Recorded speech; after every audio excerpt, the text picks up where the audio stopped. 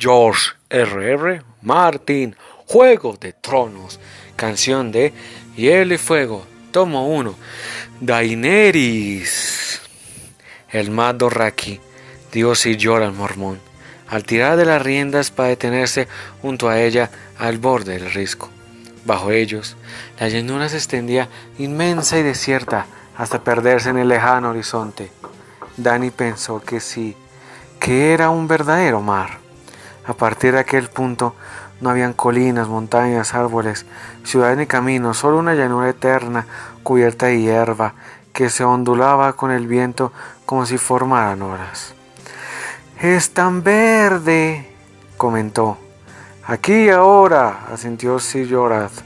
«Tendrías que verlo cuando florece.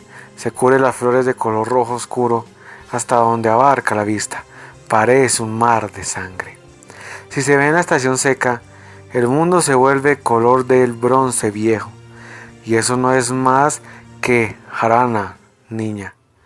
Ahí hay cientos de tipos de hierbas, algunas amarillas como el limón, otras oscuras como el índigo, hierbas azules anaranjadas y otras que son como un arco iris.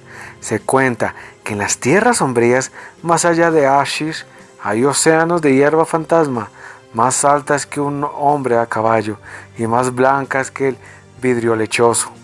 Mata a todas las demás hierbas, brilla en la oscuridad como los espíritus de los condenados. Según los Dothraki, algún día la hierba fantasma cubrirá todo el mundo entero y será el fin de toda la vida. «Prefiero no hablar de eso ahora», dijo Dany.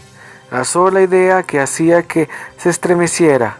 «Esto es tan bonito que no quiero ni pensar en la muerte de todo». «Como digáis, Khaleesi», obedeció Sir Jorah, respetuoso. La joven oyó el sonido de las voces a sus espaldas y se volvió. Mormont y ella se habían distanciado del resto del grupo y los demás ascendía por el risco. Son Sella y Rin y los jóvenes arqueros de su Karash cabalgaban con las elegancias de centauros.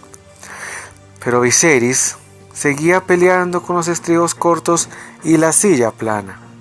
Aunque no era lugar para su hermano, no debía haber ido con ellos. El maestre Illyrio había insistido en que permaneciera en Pentos. Le había ofrecido la hospitalidad de su casa, pero Viserys se negó en redondo. Iba a seguir a Drogo hasta que se le pagara la deuda, hasta que tuviera la corona que le había prometido. Y si intenta engañarme, aprenderá por las malas que es peligroso despertar al dragón. Había jurado Viserys al tiempo que se llevaba la mano a la espada prestada. Ante aquella afirmación, Illyrio se limitó a parpadear y darle suerte. Dany pensó que en aquel momento no quería escuchar ninguna de las quejas de su hermano. El día era demasiado perfecto. El cielo tenía un color azul intenso y sobre ellos, muy arriba, un halcón de caza trazaba círculos. El mar de hierba se chispeaba y suspiraba con la brisa. El aire le acariciaba cálido el rostro y ella se sentía en paz. No quería que Viserys lo estropeara todo. «Esperad aquí», dijo Sir Jorah. «Decid a los demás que no se muevan, que yo lo he ordenado». El caballero sonrió. Sir Jorah no era un hombre guapo, tenía el cuello y los hombros de un toro y el vello negro, crespo que le cubría el pecho, y los brazos era tan espeso que no había quedado nada para la cabeza, pero su sonrisa siempre reconfrontaba a Dany. «¿Estáis aprendiendo a hablar como una reina, Daenerys?» «Como una reina no», replicó ella, «como una Khaleesi». Espoleó al caballo y descendió al galope por el risco sola. La bajada era abrupta y rocosa, pero Dany cabalgaba sin temor, y la alegría y el peligro era como una canción en su pecho. Viserys había pasado la vida diciéndole que una princesa, pero Daenerys Targaryen no se había sentido como tal hasta que cabalgó en la yegua plateada. No había resultado fácil. El Khalasar había levantado el campamento en la mañana siguiente a la boda. Se habían dirigido al este en dirección a Vaes Dothraki, y para el tercer día Dani pensó que se iba a morir. La silla le provocó en las nalgas llagas horrorosas que sangraban. Tenía los muslos en carne viva, las manos llenas de ampollas en las riendas, y los músculos de las piernas, y la espalda le dolía tanto que apenas aguantaba sentada. Cuando anochecía, sus doncellas tenían que ayudarla a desmontar, pero por las noches tampoco le proporcionaba alivio. Khal Drogo ni la miraba mientras cabalgaban, igual que no la había mirado durante la boda. Se la pasaba las noches bebiendo con sus guerreros, jinetes de sangre, organizando carreras con los mejores caballos, viendo a las mujeres danzar y a los hombres morir. En aquellas áreas de su vida, Dani no tenía lugar. Cenaba sola, o con Sir Jorah, o con su hermano, y después lloraba hasta quedarse dormida. Pero todas las noches, poco antes del amanecer, Drogo entraba a su tienda. La despertaba a oscuras y la montaba tan despiadadamente como a un garañón. Siempre la tomaba por detrás, como era la costumbre entre los Dothraki. Dani daba las gracias por ello. Así, su señor esposo no le veía las lágrimas en el rostro y podía disimular los gritos de dolor entre los almohadones. Cuando acababa, él cerraba los ojos y empezaba a roncar con suavidad. Y Dani tenía que permanecer tendida junto a él, con el cuerpo magullado, demasiado dolorida para dormir. Aquello se repitió día tras día, noche tras noche, hasta que Dani supo que no podía soportarlo ni un momento más. Decidió que se mataría antes de seguir así. Pero aquella noche, cuando se quedó dormida, volvió a tener el sueño del dragón. En aquella ocasión no aparecía Viserys, solo estaba el dragón y ella. Tenía las escamas negras como la noche, húmedas y pegajosas de la sangre de Dani. Los ojos eran como pozos de magma. Cuando abrió la boca, exhaló una llamarada de un rugido. El sonido era una llamada para ella. Abrió los brazos al fuego, lo estrechó contra el pecho. Dejó que la engullera, que la limpiara, que la atemperara. Notaba que la carne se le quemaba, se le caía, que la sangre le hervía, que se le evaporaba, pero no había dolor. Se sentía fuerte, nueva, salvaje. Al día siguiente, para su sorpresa, ya no estaba tan dolorida. Era como si los dioses la hubieran escuchado y se hubiera apiadado de ella. Hasta sus doncellas advirtieron el cambio. Kaleshi, ¿qué os pasa?, dijo Hirinki. ¿Estás enferma? Lo estaba, dijo ella. Se encontraba entre los huevos del dragón que le había regalado Ilirio el día de su boda. Tocó uno, el más grande, pasó la mano con suavidad por la cáscara. Negro y escarlata, pensó, como el dragón de su sueño. Notaba la piedra cálida bajo los dedos. ¿O acaso seguía soñando? Retiró la mano, nervioso. Desde aquel momento, cada día le resultaba más fácil que el anterior. Se le fortalecieron las piernas, se le reventaron las ampollas, se le encasilleron las manos, y los muslos tiernos pasaron a ser duros y flexibles como el cuero. Khal había encargado a la doncella Ygritte que enseñara a Dani a cabalgar al estilo Dothraki, pero su verdadera maestra fue su montura. Parecía conocer sus estados de ánimo, como si compartieran la misma mente. Cada día que pasaba, Dani se sentía más segura en la silla. Los Dothraki eran un pueblo duro, poco dado a sentimentalismos, y no tenía la costumbre de poner nombres a los animales. Así que Dani pensaba que ella simplemente como en la plata. Jamás había amado tanto a ningún otro ser vivo. A medida que cabalgaba se le iba resultando menos penoso. Dani empezó a fijarse en la belleza de las tierras que le rodeaban. Iba a la cabeza del Khalasar con Drogo y sus jinetes de sangre, de manera que veían el paisaje siempre impoluto. Tras ellos la horda podía desgarrar la tierra, enfajar los ríos, levantar nubes de polvo asfixiante, pero ante ellos los campos estaban siempre verdes y frondosos. Pasaron por las colinas onduladas de Norbos, cerca de los cultivos en Balcanes y de aldeas cuyos habitantes los miraba con temor desde lo alto de muros blancos de estuco. Vadearon 3 ríos anchos y tranquilos, y un cuarto era rápido, estrecho y traicionero. Acamparon junto a una catarata altísima de aguas azuladas. Atravesaron las ruinas de una ciudad muerta donde, según se decían, los fantasmas aullaban entre las columnas de mármol ennegrecido. Cabalgaban por caminos valirios que tenían más de 1000 años, rectos como una flecha de Orraki. Durante media luna recorrieron el bosque de Kor, donde las hojas entrelazadas formaban un dorsal de oro muy por encima de sus cabezas, y los troncos de los árboles eran anchos como a puertas de una ciudad.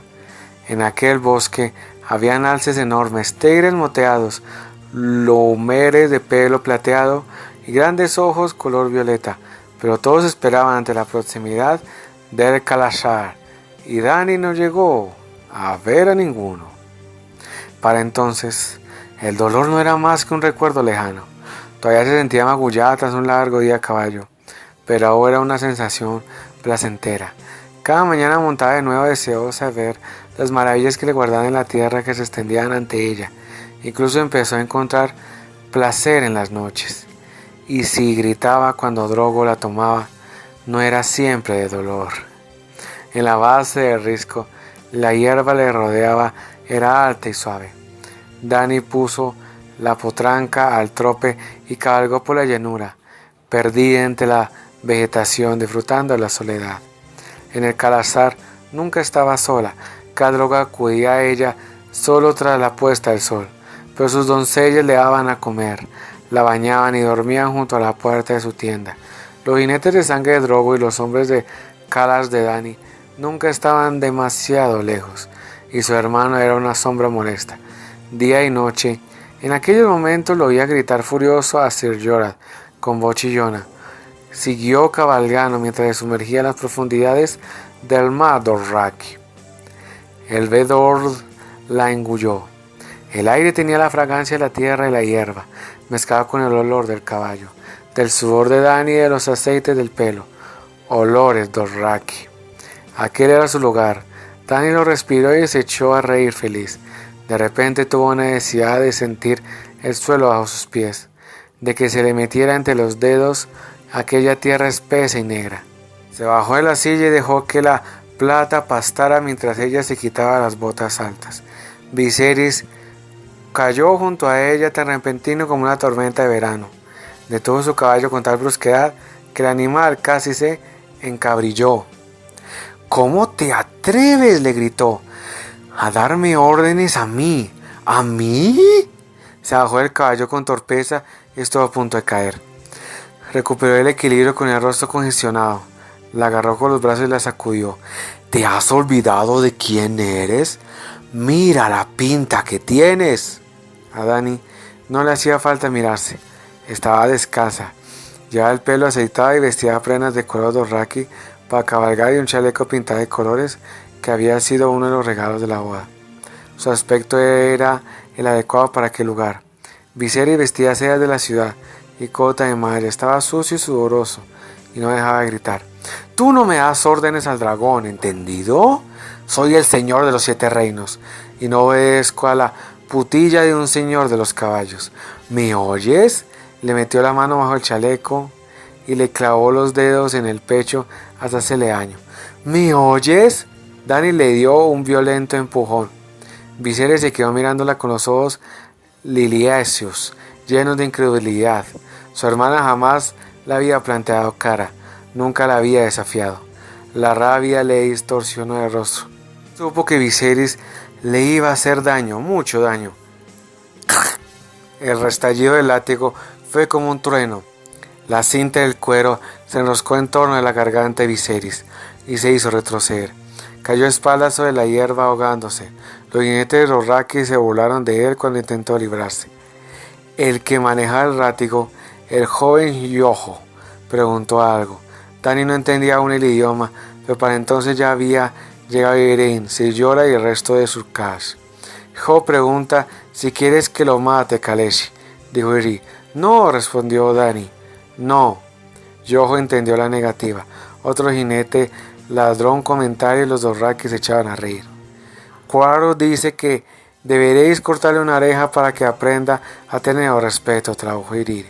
Viserys estaba de rodillas sujetando la cinta de cuero que le atenazaba el cuello, gritando incoherencias intentando respirar. Dile que no es mi deseo que se le cause daño alguno, dijo Dani. Iriri repitió las palabras en Dothraki. Yojo dio un tiro en el látigo, sacudiendo a Viserys como una marioneta de cuerdas. Cayó nuevo al suelo con una fina línea de sangre bajo la barbilla, allí donde el cuero había mordido la piel. Lo advertí de lo que sucedería a mi señora, dijo Mormont. Le dije que no, que se quedara en el risco, como ordenasteis.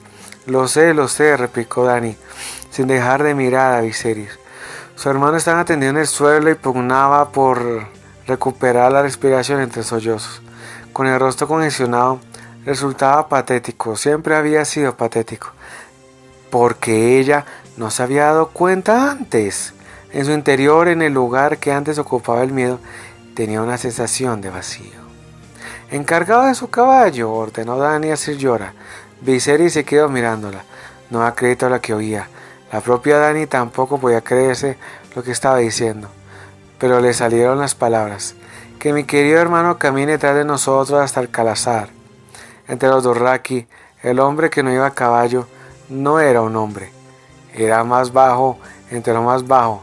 Carecía de honor y de orgullo. Que todos lo vean tal como es. ¡No!, gritó Viserys. Se volvió hacia Sir Jorah. Dale una bofetada, Mormont, suplicó en lengua común, que los jinetes no comprendían. Hazle daño, te lo ordena tu rey. Mata a esos perros Dothraki y darle una lección. El caballero exiliado miró a Dani y luego a Viserys. Ella iba descalza, tenía tierra entre los dedos de los pies y aceite en el pelo. Él vestía sedas de acero y Dani vio la decisión dibujada en su rostro. «Caminará, Kaleshi», dijo. Se hizo cargo del caballo del muchacho mientras Dani volvía a montar en su plata. Viserys lo miró y se sentó en la tierra. No abrió la boca, pero tampoco se movió. Y los ojos con los que vio alejarse estaban cargados de veneno. Pronto lo perdieron de vista entre las hierbas altas. Dani se asustó. ¿Sabrá encontrar el camino?, preguntó Sir Jorah. Hasta un hombre tan ciego como vuestro hermano puede seguir nuestro rastro, replicó. Es orgulloso, quizá esté demasiado avergonzado para volver. ¿A dónde va a ir?, dijo Sir Jorah riéndose. Si no encuentra el Calazar lo encontrará él. Nadie se ahoga en el mar, Dothraki, niña. Dani comprendió que era verdad. El Calazar era una ciudad en marcha, pero no avanzaba a ciegas. Siempre había exploradores por delante de la columna principal, pues si se visaba caza o algún enemigo, y otros jinetes guardaban los flancos. En aquella tierra, en su tierra, no había nada que se le esperara. Las llanuras formaban parte de ellos y también había pasado a formarse parte de ella. Le he pegado, dijo con la voz llena de asombro. Todo le parecía un sueño extraño y remoto. Si llora, ¿creeréis? Cuando vuelva estará muy enfadado conmigo. Se estremeció. He despertado al dragón. ¿Verdad? Tenéis que poder para despertar a los muertos, niña. Si Jorah dejó escapar una carcajada despectiva. Vuestro hermano Rhaegar era el último dragón y murió en el tridente. Viserys no es ni la sombra de una serpiente. Pero vos le juraste lealtad. Lo brusco de aquellas palabras le había sobresaltado. De repente, todo aquello en lo que siempre había creído parecía cuestionable. Cierto, niña, sintió Sir Jorah. Y vuestro hermano es la sombra de una serpiente, ¿que somos los que le servimos? Había amargura en su voz. Pero aún así, es el verdadero rey. Decidme la verdad, le pidió Jorah mientras detenía el caballo y la miraba. ¿Queréis que Viserys se siente en un trono? No será un buen rey, ¿verdad? dijo Dani después de meditar un momento. Los ha habido peores, pero no muchos. El caballero volvió a ponerse su montura al paso. De todos modos, insistió Dani situándose junto a él. El pueblo llano lo espera. El ballista de Lirio dice que está bordando estandarte de dragones rezando porque Viserys cruce el mar angosto y regrese para liberarlos. El pueblo llano, cuando rece, pide lluvia, hijos sanos, un verano que no acabe jamás, replicó Sillora. A ellos no les importa que grandes señores jueguen a su juego de tronos, mientras los dejen en paz. Se encogió de hombros. Pero nunca los dejan en paz. Dani cabalgó en silencio un rato, analizando las palabras del caballero, como si fueran un rompecabezas. El hecho de que un pueblo no le importaba si le gobernara su verdadero rey o un usurpador, iba contra todo lo que le había dicho Viserys durante años.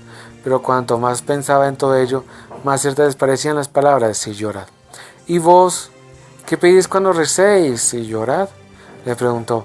Un hogar, dijo, con voz ronca por nostalgia. Yo también quería un hogar, dijo ella con sinceridad. Mira a vuestro alrededor, Kalechi. Sillora se echó a reír. Pero Dani no estaba pensando en las llanuras, pensaba en el desembarco del rey, en la gran fortaleza roja que había construido Aegon el Conquistador. Pensaba en Rocadragón, donde había nacido. En su imaginación ambos lugares brillaban en un millar de luces, y había una chimenea tras cada ventana. En su imaginación todas las puertas eran rojas. Mi hermano no recuperará jamás los 7 reinos, dijo Dani. Se dio cuenta de que hacía mucho tiempo que lo sabía, toda su vida, solo que no le había permitido formular las palabras, ni siquiera en un susurro, pero en aquel momento lo decía en voz alta, para que oyeras Jorah Mormont, para que lo oyera todo el mundo.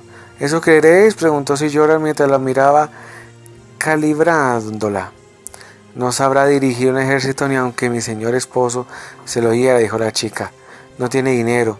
El único caballero que lo sigue lo considera inferior a una serpiente. Los Dothraki se burlan de su debilidad. Jamás nos llevará a casa. Soy sabia, niña, sonrió el caballero. No soy ninguna niña, replicó ella furiosa. Espoleó a su montura hasta poner la plata a galope. Cabalgó cada vez más deprisa y dejó muy atrás a Jorah y el rey con nosotros. El viento cálido le agitaba el pelo y el sol poniente le bañaba el rostro de luz rojiza. Cuando llegó al calazar había anochecido. Los esclavos le habían plantado la tienda a la orilla de una charca alimentada por el agua de un riachuelo. Oyó voces roncas procediéndote del palacio de la hierba entrelazada en la colina. Pronto había risas, lo que significaba que los hombres de Sukash estarían contando lo sucedido aquel día entre la hierba. Cuando Viserys llegaba cojeando, todo hombre, mujer y niño del campamento sabía que era un caminante. En el calazar no habían secretos. Dani dejó la plata al cuidado de los esclavos. Entró a la tienda, las sedas le hacían frescas y umbría.